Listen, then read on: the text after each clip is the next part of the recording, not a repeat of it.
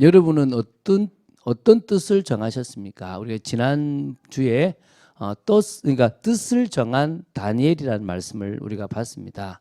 다니엘은 하루아침에 귀족, 이 왕족으로 있다가 망했습니다. 망하고 그냥 망한 게 아니라 포로로 이제 다른 나라에 끌려가게 된 상황입니다. 절망도 오고 막 하나님에 대한 원망도 있었고 많은 일들이 있었을 것입니다.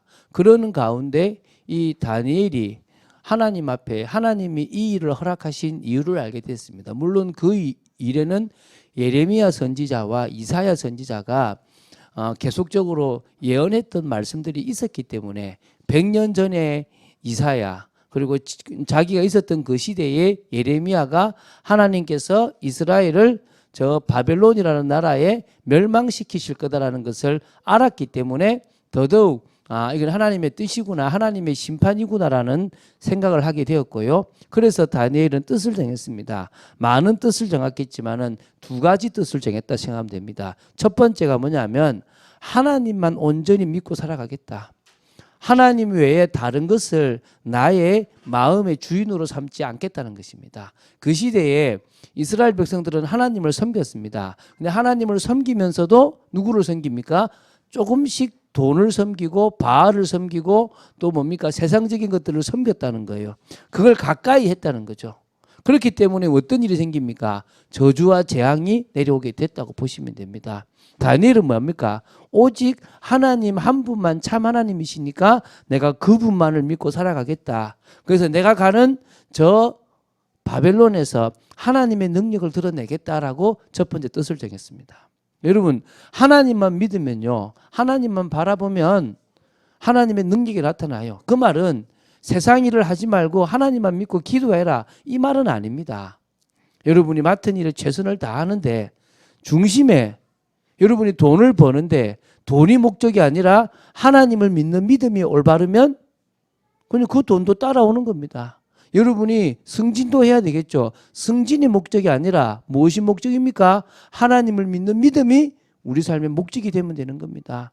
공부 잘해서 내가 좋은 대학에 들어가는 것이 목적이 아니라 내가 하나님을 믿는 믿음이 올바른데 학생이니까 공부를 하겠다고 생각하면 되고요. 직장이니까 회사에서 하나님의 영광을 드러내겠다라고 하시면 되는 겁니다.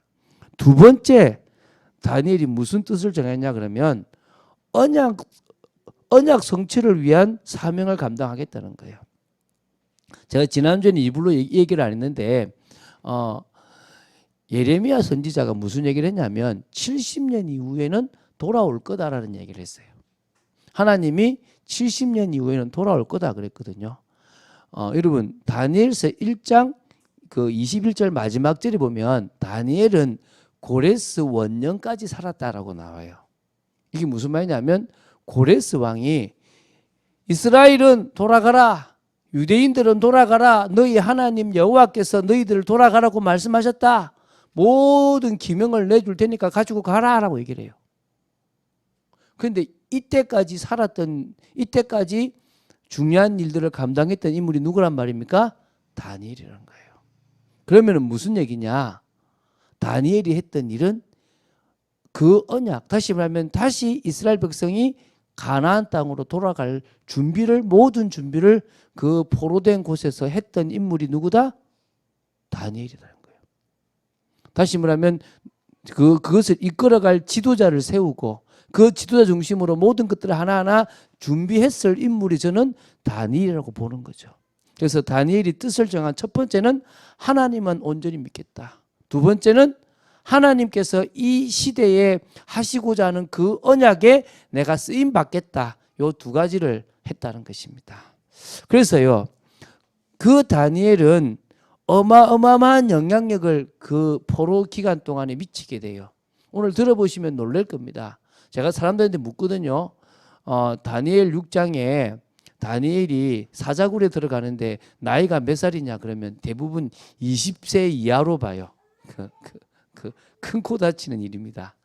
거의 80이 넘은 나이가 된다 생각하셔야 돼요. 거의 80이 다 돼가 80 넘었죠. 그렇게 봐야 되는 나이에요. 그런데 뭐냐면 이제 20대로 봐요. 근데 그거는 이 지금 왕들이 나오는데 그 왕들이 나올 때 나라가 바뀌거든요. 그거에 대해서 몰라서 그래요. 오늘 제가 쭉 한번 풀어볼 테니까 여러분들이 한번 보면 좋겠습니다. 그렇게 어마어마한 영향력을 미칠 수 있었던 것은 다니엘이 가진 뭐가 있었다는 거죠? 비밀이 있었다는 거예요. 다니엘이 하나님 앞에서 비밀을 가지고 있었기 때문에 다니엘은 그 포로로 끌려가서 그곳에서 최고의 응답을 누릴 수 있는 사람이 되었다는 거예요. 자, 한번 보겠습니다. 첫 번째요. 다니엘의 어마어마한 영향력이 뭔지를 한번 보겠습니다. 우리가 지난번에도 봤는데요. 하나님의 지혜로요. 모든 환상과 꿈을 깨달을 수 있는 거예요. 이게 다니엘이 영향력을 미칠 수 있었던 겁니다. 다니엘서 2장에도 나오고요. 다니엘서 4장에도 나오는데요. 다니엘서 이 2장부터 시작해서 다니엘서 거의 쉽게 말하면은 그 9장까지는 뭐가 나오냐면 이게 아람어로 되어 있거든요. 아람어로. 지금 아람어로 기록된 것이 지금 거의 지금 대부분의 걸 보는데요. 거기에 느부갓네살 왕이라는 대단한 바벨론을 신바벨론으로 제국으로 만든 왕이 있어요. 이 왕이 어느 날 꿈을 꿨어요. 아시지 않습니까? 근데 그 꿈이 기억이 안 나. 그러니까 보통은 내가 이런 꿈을 꿨는데 해석해줘 이렇게 하잖아요. 근데 뭐요? 무슨 꿈을 꾸는지 기억이 안 나니까 네가 내가 꾼 꿈을 말해봐라 이러는 거예요. 미쳤죠?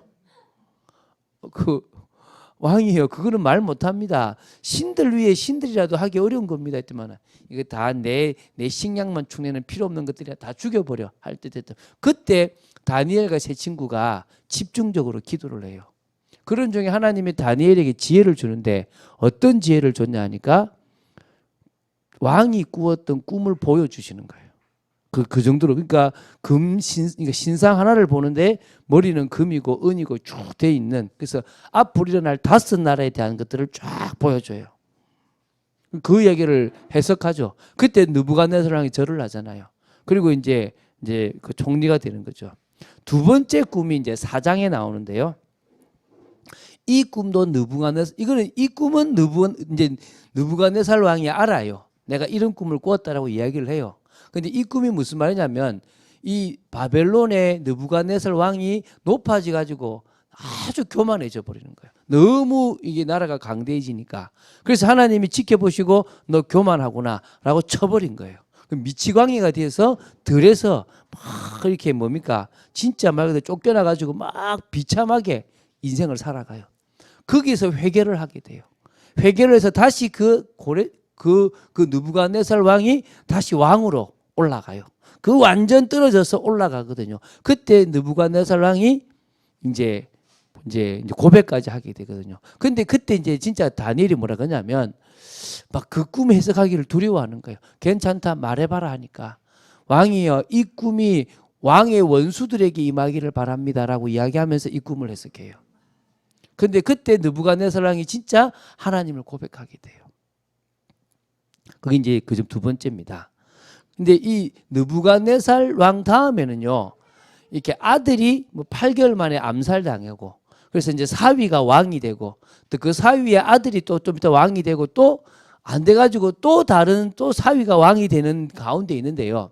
그러니까 시간적으로는 그렇게 많은 시간이 안 지났는데 그 중간에 여러 왕들이 생겨요.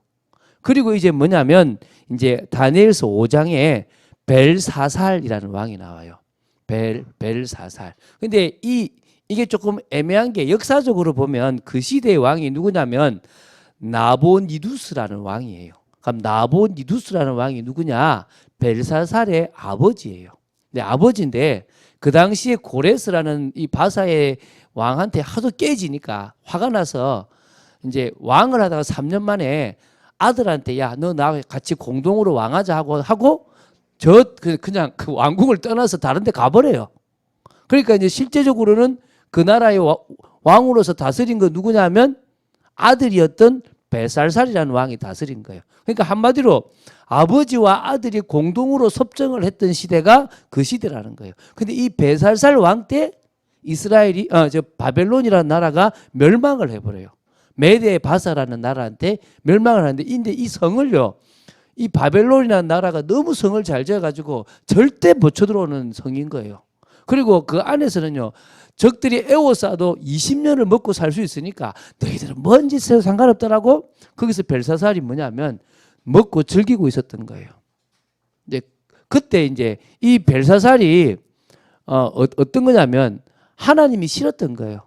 자신의 뭐 외할아버지 뻘 되는 그 느부갓네살 왕이 막 했던 그 하나님이 싫은 거예요. 그러니까 다니엘도 가까이 하지 않았던 거죠. 근데 이제 술 먹다가 화가 나서 뭐 하냐 그러면 성전에 들여졌던 그 금잔 있잖아요. 금잔 하고 그릇 있잖아요. 야, 그거 갖고 와. 그걸로 먹자. 이제 뭡니까? 하나님을 모독하는 거예요. 그러면서 그 자리에서 하나님을 찬양하는 게 아니라 오히려 뭐 하냐면요. 이방의 그 쓸데없는 신들을 찬양해 버리는 거예요. 그때요. 뭐가 나오냐면요. 손가락이 쫙 나오는 거예요. 벽에 쫙 나와가지고 이제 글을 쓰는 거예요. 쫙쫙쫙쫙쫙쫙 쓰는 거예요. 근데 이거를 아무도 해석을 못 하는 겁니다. 왜냐하면 히브리어거든. 뭐 누가 해석하겠어요? 못 하는 거야. 그러니까 이제 막 고민하다가 아마 그러니까 왕비라고 하는데 그 왕비가 아마 그러니까 어머니였던 아마 나보니두스의 아내였지 않았나 봐요. 와가지고 왜 그렇게 고민하냐? 벨드사살을 불러라. 그만큼 꿈을 잘 해석한 사람이 어디 있고 지혜가 있는 사람이 어디 있냐? 라고 탁 부르니까 사실 부르기 싫었던 것 같아요. 제가 볼 때. 딱 이제 왔는데 뭐냐 했더니 동현이 1조 왜 오노니까 메네 데겔 우바르신 딱 읽은 거예요. 뭐냐 이렇게 물으니까 메네 그러니까 메네 데겔 우바르신이라는 말이 다니엘서 5장 17절부터 28절에 나오는데요. 하나님, 그러니까 여기서 메네라는 말은 뭐냐면 하나님이 이미 왕의 나라의 시대를 세워서 그것을 끝나게 하셨다라는 거고요. 데겔이란 말은 왕을 저울에 달아보니 부족함이 보였다. 그리고 이제 뭐냐면 이제 바르신이라는 말은 베레스에서 왔는데 왕의 나라가 나뉘어서 메대와 바사 사람에게 준바될 것이다라고 했어요. 한마디로 오늘 너 다이야. 너 오늘 끝나는 거야. 그리고 뭐냐? 너 나라가 나뉠 거야. 네가 죽는 게 아니라 아예 나라가 멸망할 거야라고 얘기하는 거예요. 근데요. 진짜 이것대로 그러니까 이때 이런 상황에서도요. 뭐냐면 벨사살이 뭐냐면 너가 우리나라의 셋째 통치자다 이런 거예요. 근데 그 말이 맞아요. 왜 생각해 보세요. 왕 다음에 총리가 둘째 통치자잖아요. 근데 왜 셋째 통치자냐면 아까 말했죠. 나보니두스라는 왕이 첫째 통치자예요. 아버지. 자기가 이제 공동섭정이지만 뭐요? 두 번째 통치자예요. 너가 세 번째다라고 다시 이제 그 사람을 총리로 삼은 거예요. 이 정도로 뛰어난 거예요. 근데 그날 밤에 이 뭡니까? 메대와 바사, 다리오 왕과 이 고레스 왕에 의해서 이 벨사살이 죽음을 당하고 그때부터 바벨론이라는 나라가 멸망을 해버린 거예요. 자, 그러면 이제 생각해 보세요. 자, 다니엘이 느부갓네살 왕 때 총리를 하다가 지금 그 손잡벌 때는 외손잡벌 때는 벨사살 왕 때도 뭐가 됩니까? 총리가 됐죠. 근데 중요한 건 이제 나라가 바뀌었어요. 바벨론이라는 나라가 멸망했어. 그럼 이제 뭐가 세워지냐면 자 이제 6장입니다. 다리오라는 왕이 나와요. 다리오라는 왕이. 이제 이 다리오가 이제 메대의 왕이거든요. 이게 참 복잡해요. 이게 이제 여러분 조금 이게 뭐냐면 페르시아라는 나라가 메대와 바사의 이게 그러니까 그 좀 중간 공동 왕국이 있었고 그 다음에 바사가 페르시아예요. 근데 합쳐서 메대와 바사를 페르시아라고 보기도 하는데, 그러니까 처음에는 메대가 셌어요. 메대가 바사를 조금 이렇게 다스리는 요때만 해도 2년 동안은 그러니까 앞에부터 요 다니엘이 이렇게 이제 있을 때 요때는 2년 동안은 다리오가 주권을 잡아요. 2년이 지나고 나서는 누가 주권을 잡냐? 바사 왕의 고레스가 주권을 잡아요. 그런데도 사실은 두 민족이 같이 섞여서 살아가요. 그래서 메대와 바사라는 이름이 에스더스에는 메대와 바사가 안 나오고 바사와 메대에 나와요. 여러분 이런 거 있잖아요. 연고전이 맞습니까? 고연전이 맞습니까? 아시죠? 연세대와 고려대의 싸움이 맞냐? 고려대와 연세대의 싸움이 맞냐? 연세대에서는 연고전이 맞다. 고려대에서는 뭐요? 고연전이 맞다. 우리나라는 남북 회담이고 저 북한에서는 북남 회담이라 그러지 않습니까? 그렇죠? 그러니까 이제 보면은 매대에 갔을 때는 매대와 바사라고 쓰고 이제 바사가 쓸 때는 이제 에스더에서는 바사와 매대에 이렇게 쓰는 거예요. 그렇게 이해하시면 돼요. 그래서 사실은 다리오 왕은 2년 동안을 통치를 해요. 2년 동안을 통치를 하는데요. 이때 통치를 할 때 총리를 3명을 세워요. 근데 그 3명 총리 중에 한 명이 누구다? 다니엘인 거예요. 자, 생각해 보세요. 멸망시킨 나라에 총리를 자기 나라의 총리로 세우는 법이 있습니까? 말이 안 되잖아요. 근데 지금 얼마나 다니엘이 뛰어났는지 다니엘이 왕이 바뀌어도 총리가 될 정도가 아니라 나라가 바뀌었는데 총리가 돼요. 이건 말이 안 되잖아요, 이게. 이 정도로 다니엘의 영향력이 어마어마한 거예요, 사실은. 자, 그래서요. 이때 이제 됐는데요. 총리 3명 중에 한 사람이 됐어요. 근데 다니엘서 6장 3절에서 9절을 보면 다른 총리와 방백들이 저 바벨론에 저 신하가 총리가 되니까 화가 나는 거지. 그러니까 뭐 하겠습니까? 저 사람을 갖다가 넘어뜨리려고 찾는 거예요. 근데 진짜 털어서 먼지가 안 나네. 털어서 먼지는 안 나는데 잡을 수 있는 방법이 하나 생기는 거예요. 그게 뭐냐 하니까 저 사람이 하는 행동이 하나 있어. 그 오늘 제가 오후 예배 때도 할 건데 그 행동이 뭐냐? 매일마다 3번, 하루 3번 예루살렘을 딱 향하여 무릎을 꿇고 예배를 딱 기도를 하는데 감사하면서 기도를 하는 거예요. 저거 가지고는 잡을 수 있겠다 이렇게 생각을 한 거예요. 어떻게 잡을 수 있겠습니까? 방법은 간단하죠. 왕이요. 왕은 신입니다. 그래서 지금부터 어느 기간 동안에 절대 왕 외에는 다른 신에게 절을 한다든지 경배한다든지 이런 일들이 없어야 되겠습니다. 그렇게 할 경우에는 사자굴에 집어넣읍시다 이런 거예요. 왕이 들어보니까 마음에 들잖아요. 허락을 한 거예요. 근데 알고 보니까 도장 찍고 나니까 누구를 위한 거야? 자기 마음에 들었던 다니엘을 죽이기 위한 거였다는 거지. 그러니까 이제 화가 났지만 어쩔 수 없죠. 집어넣는데요. 왕도 잠을 못 자요. 밤새 다니엘을 아낀 거예요. 그러니까 다른 나라 멸망된 나라의 누구요? 총리를 자기 총리로 삼았죠. 그래가지고 이제 아침에 일찍 새벽에 가는 겁니다. 다니엘아 다니엘아 항상 섬기는 내 하나님이 너를 구원하시기에 능했냐? 왕이여 만세수를 하옵소서. 천사가 하나님의 사자가 사자의 입을 막아서 내가 아무 털것 하나 다친 게 없습니다. 끄집어내라. 그럼 누가 들어갑니까? 모함했던 사람들과 그 가족들이 들어가는데요. 사자들이 얼마나 굶주렸는지요. 이게 굴에서 이제 떨어지는데 땅바닥에 떨어지기 전에 사자들이 콱콱콱콱콱 다 이해되십니까? 이 바닥에 이게 시체가 떨어지고 뜯어먹은 게 아니고 떨어지는데 그냥 달려 들어가지고 콱콱 그래가지고 그냥 다 뜯어먹어버린 거예요. 이 정도로 그러니까 그 말은 사자들이 순했다 안 순했다? 안 순했대 말입니까? 그런데 누구한테는 순한 양이었다? 다니엘 앞에서는 그냥 순한 양이라 그냥. 그러니까요. 하나님이 또 다니엘을 높여버리는 겁니다. 그러니까 이때 얼마나 그랬겠습니까? 요러고 나서 2년 만에 사실은 이제 뭐냐면 바사의 고레스가 오히려 이제 메대를 더 장악하고 이제 더 힘을 가지게 돼요. 그러면 뭐가 됩니까? 이제 자신이 할 일이 끝나는 거죠. 이제 이스라엘은 돌아가라! 라고 선포를 하게 되는 겁니다. 비로소 그렇죠. 저는 제가 늘 이야기하잖아요. 하나님, 저를 통해서 다 하실 일을 다 하시면 저는 그때 끝났다 생각하고 주님 앞에 갈게요. 그런 마음이 있거든요. 다니엘도 이제 주님이 나를 데려가시겠구나. 이런 생각을 했을 거라 생각이 들어요. 내가 이 땅에서 이 포로로 끌려와서 할 일들은 다 했다라는 생각을 했을 것 같아요. 어쨌든 이제 그게 지금 지금 3번째 메대의 전국 총리 셋 중에 한 사람이 되었다라는 그 내용이 요 내용입니다. 이제 4번째 다니엘이 환상을 봐요. 환상을. 7장부터 12장까지가 다니엘이 봤던 여러 환상들이 나와요.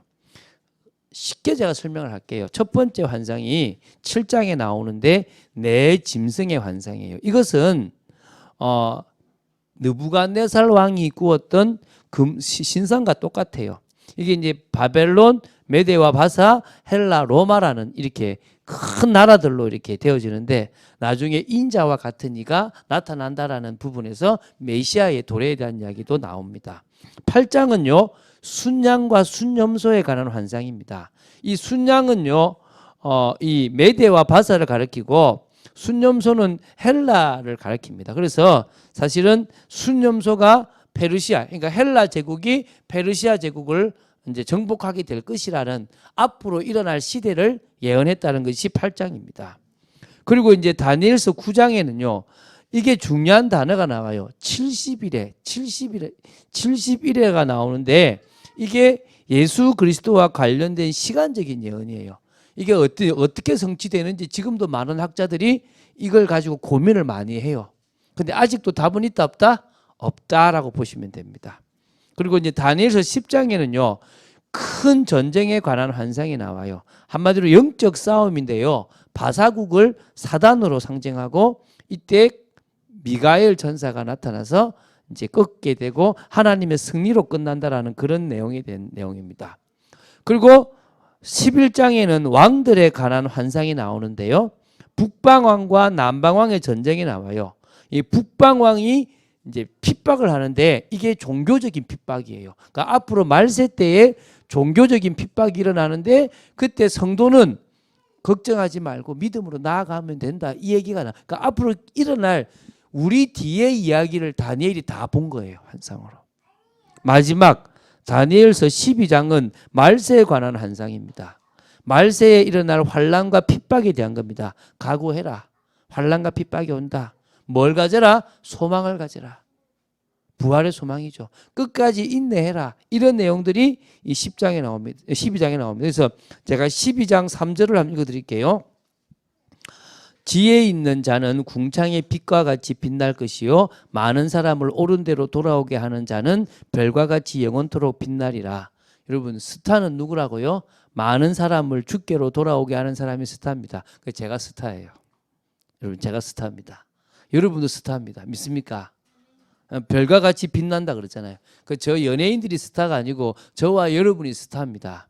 스타로 살아가시기 바랍니다. 우리 아삽 중창단 모든 분들이 스타로 살아가시길 바랍니다. 자 이제 그러면은 다니엘이 포로의 신분으로도 영향력을 줄 수 있었던 비밀이 뭐냐? 다니엘이 가진 비밀이 뭐냐? 크게 두 가지라는 거예요. 첫 번째가 하나님만 섬기는 신앙이었다는 거예요. 다니엘서 6장 20절이죠. 다리우 왕이 하나님의 종 다니엘아 내가 항상 섬기는 내 하나님이 사자들에게서 능히 너를 구원하시기 능하셨느냐? 불신자가 보고 인정할 만큼의 그런 신앙 가지시기 바랍니다. 제 친구들이 제가 몇 번 얘기하잖아요. 제 친구들한테 제가 목사라고 그러니까 초등학교, 중학교 애들은 야 네가 목사일 줄 몰랐다 이런 얘기를 해요. 근데 고등학교 친구들은 뭐라 하냐면 뭐 그럴 수도 있겠다 이 얘기를 해요. 대학교 친구들은 뭐냐면 제가 전기공학과잖아요. 야씨 네가 목사라면 누가 하냐 이러더라고요. 제가 인생사가 변천을 한 거죠. 제가. 그것처럼 제가 어떤 의미에서는 하나님 앞에 갈수록 믿음이 생기는 거예요. 뭐 초등학교 때는 뭐 돈도 훔쳐보고 나쁜 짓도 많이 했는데 제가 이제 고등학교 들어가고 대학교 들어가면서 제 인생이 뭐요? 완전 바뀌어버린 거예요. 그러니까 제가 뭐요? 구별된 삶. 그러니까 어쩌면 제가 얘기했지만 고3 때, 고등학교 2학년 3학년 때 친구 자취방에 가가지고 그렇게 애들 술 마시고 그렇게 담배 피는 그 속에서 저는 전혀 아랑곳하지 않고 술 담배를 안 하고 살았어요. 오죽했겠습니까? 그러니까 당연히 그냥 쟤 그럴 수 있겠다라고 이야기가 되겠죠. 자, 올바른 결단이 필요합니다. 다니엘서 1장 8절에 뜻을 정한 다니엘이죠. 우상도 섬기지 않고 우상의 제물도 먹지 않겠다. 하나님만 섬기겠다. 하나님이 나한테 맡기신 언약을 성취하겠다. 여러분 뜻을 정하는 여러분 되시기 바랍니다. 하나님만 제대로 믿고 섬기는 여러분의 신앙 되시기 바랍니다. 두 번째는요, 다니엘이 제대로 하나님을 섬기는 신앙의 핵심은 정시 예배였습니다. 정시 예배 장소가 있었어요. 집의 윗방. 여러분도 여러분 장소를 정하세요. 제가 이렇게 한 주간 사역을 할 때는요, 어쩔 수 없이 깨어 있어요. 왜? 말씀을 늘 전해야 되니까 제가 깨어 있잖아요, 그죠? 그렇게 있다가 명절이 되거나 이렇게 뭐 휴가를 있으면 어디 가는데 거기 가면요, 신앙이 다 무너져 버리는 거예요. 그래가지고 제가 그때부터 어떻게 하냐면요, 명절에 시골에 내려가서 나 혼자 성경책을 보거나 뭐 책을 볼 준비를 막 세우는 거예요, 혼자서. 왜? 무너지고 와서 다시 내가 사역을 하려고 그러면요, 회복하기가 너무 힘이 드는 거예요. 그래서 내가 어디를 가든지 어느 곳에 있든지 어떤 시간표든지 상관없이 내가 정시 예배를 드릴 수 있기 위해서 몸부림을 치는 거예요. 그래서 여러분만의 장소를 정하세요. 다니엘은 집의 윗방을 딱 정한 거예요. 이곳이 내 장소다. 그래서 제가 한때는요, 제가 이제 대학생 때요, 저만의 공간을 만들려고 했는데 그 공간을 만들어 놓고 안 만들어 놓고의 중요한 건 아니더라고요. 체질이 안 되니까 해놔도 안 돼요. 여러분 나름대로. 근데 저는 꼭 그런 건 있어요. 좀 저희 집은 너무 커서 할렐루야인데 진짜 크면 저희 집에 기도실을 하나 만들고 싶어요. 그러니까 저희 딸은 요새 그래요. 예서 책상을 사달라고 그래요. 막 이게 문도 있고 탁 있는데, 사실은 제가 대학생 때부터 바랬던 게 예서 책상과 같은 기도실을 바랬어요. 제가 딱 들어가서 혼자 탁 안은하게 방해도 없이 음악 탁 틀어놓고 탁 혼자서 기도할 수 있는. 그러니까 우리 박 집사님은 보니까 집사님만의 기도실이 있더라고, 좋게. 그치? 아주 제가 보니까 각자 여러분 나름대로 아마 있는 여러분이 기도하는 좋은 장소. 저는 지금은 아주 할렐루야입니다. 좋은 장소 있습니다. 너무 많은 사람들이 지나가는 그런 장소가 있습니다. 상관없다고 생각합니다. 근데 그런 장소를 딱 정하는 겁니다. 두 번째는요, 이제 중심입니다. 중심. 예루살렘을 딱 향한 거예요. 어디에 있든지 저쪽이 예루살렘이구나. 그거 무슨 말입니까? 성전 신앙이에요. 예루살렘은 언약이 있었던 곳이고 성전이 있었던 곳이고 하나님의 임재가 있었던 곳입니다. 내가 이곳에 있지만 하나님의 임재를 기다립니다 라고 기도한 거예요. 그 중심인 겁니다. 세 번째 방법입니다. 방법을 어떻게 했냐, 정식기도 방법. 오늘 이 얘기를 이제 오늘 저녁에 할 건데요. 하루 3번. 그것도 무릎을 딱 꿇고. 요새는 제가 무릎 꿇어 소리 못 하겠어요. 여러분 무릎 꿇지 마세요. 우리 특히 장로님 무릎 꿇지 마십시오. 절대. 앉아서 기도하십시오. 왜냐하면 큰일 납니다. 잘못하면 무릎 관절 다 나갑니다. 요새는. 왜냐하면 건강하게 살아야 되는데 무릎 꿇다가 잘못하면 나가니까. 근데 그 시대에는 그런 문화였다는 거죠. 지금은 저는 요새 그 계단 내려갈 때는요, 안 내려갑니다. 엘리베이터 탑니다. 아니 목사님 아직 40대 마지막 끝인데 왜 그러십니까? 무릎 아낍니다. 무릎. 올라갈 때는 가능하면 걸어가려고 그러고요. 내려갈 때는 어떻게 한다고요? 엘리베이터 타고 내려갑니다. 왜? 아껴야 되니까. 근데 그거는 무릎을 꿇어야 된다, 안 꿇는다 아니라 무릎을 꿇을 것 같은 중심. 꼭 꿇어도 중심이 안 되면 소용이 없잖아요. 그죠? 그러니까 어떻게 해요? 딱 이렇게 정말 주님 앞에 마음과 뜻과 힘과 정성을 다하는 그 중심이 있어야겠죠. 그죠? 그리고 뭡니까? 하나님께 감사하며 늘 같은 기도 제목들을 놓고 기도하는 겁니다.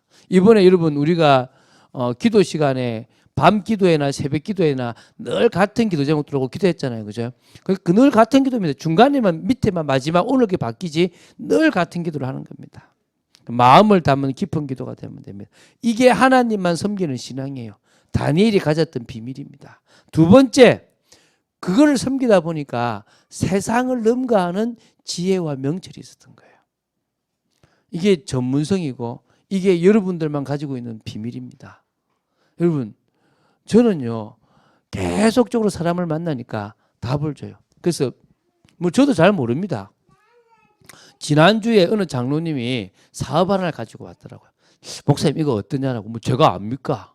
근데 제가 보니까 건설 쪽 관계돼요. 근데 제가 2012년도에 되게 좋은 기술을 가지고 싱크대 상판을 대리석보다 더 단단하면서 가격은 훨씬 싼 거를 이제 하는 사업이 있었어요. 내가 되겠더라고요. 근데 안 됐어요. 왜 안 됐냐? 이유는 간단해요. 대기업이 안 쓰는 거야. 그 대기업이 안 쓰니까 돈이 안 되는 거예요. 그러니까 할 수가 없는 거예요. 팔로가 없는 거지. 그 제가 나올 때까지 그분 못했고 나오고 나서도 제가 못한 걸로 알고 있어요. 그 제가 얘기했어요. 이거 좋은 기술인 것 같다. 이거 대박 날, 이거 진짜 이 기술이면 될 것 같다. 근데 이거 건설은 안 그렇다. 안 그래 자기도 목사님이 했던 말들을 전문가들이 하더라는 거죠. 그럴 거다. 그래서 이제 나름대로 그래 그거 놓고는 괜찮을 것 같다라고 얘기했거든요. 그 제가 목사인데 뭐 제가 뭐 압니까? 제가 전기를 압니까? 저 전기쟁이지만 몰라요. 제가 컴퓨터를 압니까? 사업을 어떻게 합니까? 건설을 어떻게 합니까? 모릅니다. 그런데 중요한 것은요. 하나님께서 경험하게 하신 부분에 대해서 알려줘요. 내가 이런 걸 봤다. 이렇더라. 알겠습니다. 여러분 나름대로 하나님이 주시는 답들이 날 줄로 믿습니다. 그 지혜와 명철을 가지고 하나님 원하시는 일들을 하게 되기 바랍니다. 한마디로 이상과 꿈, 세상의 모든 것을 깨닫는 지혜와 능력, 그 하나님의 역사가 일어나면 되는 거예요. 그게요 하나님이 하시는 방법입니다. 자, 이 메시지를 맺고 우리에 적용시켜야 되겠죠. 3번이 중요합니다. 항상 3번이 뭡니까? 현장에 영향력을 줄 수 있는 비밀 가진 성도로 세워져야 됩니다. 3가지 비밀이 있으면 좋겠습니다. 그게 첫 번째가 뭐라고요? 영적인 비밀을 가지라. 고린도전서 2장 9절부터 14절에 성령의 역사 속에 있다면 우리가 어떤 인생으로 살아갈 것인가에 대한 것들이 나와요. 은혜로 주신 것들을 알게 됩니다. 하나님의 깊은 것과 통하는 것입니다. 여러분 거기서부터 지혜와 명철이 와야 돼요. 저는 그런 생각해요. 성경책이 이해되면 이해 못할 책이 없다. 제가 그런 것 같아요. 제가 성경책이 딱 뚫린 어느 날 지혜가 뛰어나더라고요. 여러분, 그러니까 우리 젊은 친구들이 뭘 봐야 돼요? 성경책을 봐야 돼요. 어려워. 어느 날 하나님의 은혜로 그게 딱 이해가 돼요. 복음이 깨달아져요. 하나님의 진리가 깨달아져요. 끝나버리는 거예요. 근데 열심히 공부하려고 그래요. 어리석은 겁니다. 여러분 정말 말씀 보세요. 말씀. 그 말씀을 통해서요. 예수 그리스도에 대한 올바른 믿음, 성령의 역사가 일어날 만큼의 올바른 믿음이 생겨버리면 됩니다. 그래서 예배를 드리라는 거예요. 드리라고. 왜 예배를 드리라고 합니까? 예배를 드릴 때 하나님이 여러분에게 지혜와 명철, 깨닫는 성령의 역사를 주신다니까요. 제발 여러분 보시기 바랍니다.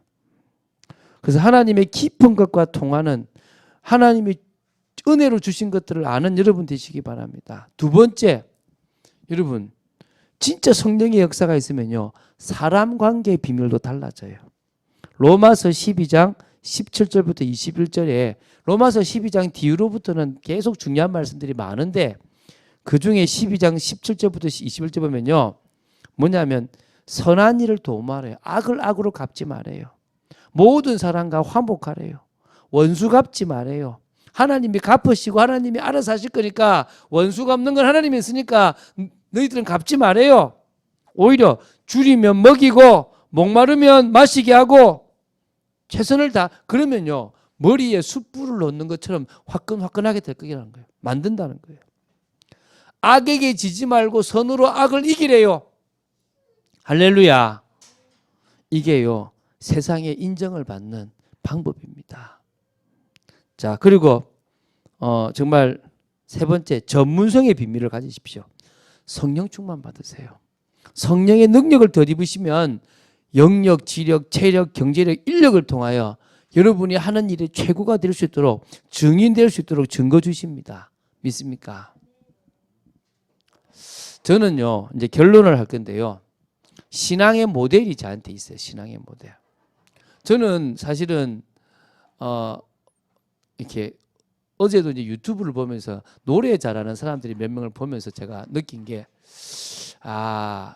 그런 생각이 들더라고요. 저 사람들은 음악인이구나. 일평생을 음악인으로 살아가구나. 그래서 권인아가 나와서 그런 말 하더라고요. 자기가 70이 돼도 사람들의 사랑받는 노래 가수가 되고 싶다는 거예요. 그때 제 마음에 나는 일평생 찬양인이 되고 싶은데, 우리 아마 장로님도 찬양인 같은데, 그죠?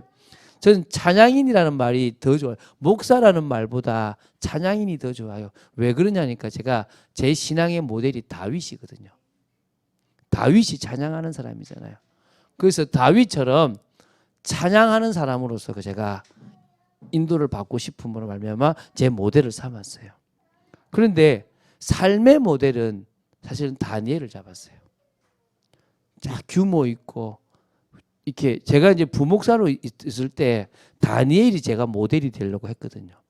근데 목회를 하거나 전도를 할 때는요, 바울이 제 사역의 모델입니다. 여러분은 어떤 분들이 모델입니까? 그것에 대해서 여러분 닮아가시고 기도하시면, 그걸 놓고 하나님 앞에 정말 기도하신다면 하나님이 여러분도 그런 복된 삶을 살아가게 하실 줄로 믿습니다. 그런 귀한 여러분 되시기를 주 예수 그리스도 이름으로 축원드립니다. 주는 그리스도시요 살아계신 하나님의 아들이심을 고백합니다. 오늘도 긴 말씀이지만 다니엘에 대한 말씀을 이어서 봤습니다. 우리가 정말 이 다니엘을 통하여 비밀을 가진 그런 다니엘처럼 저희들에게도 비밀이 있게 되기를 간절히 소원합니다. 역사하여 주시고 은혜 내려주시고 믿음으로 나아가는 저희들 되도록 지켜 주시옵소서. 감사드립니다. 주 예수 그리스도 이름으로 기도드립니다. 아멘.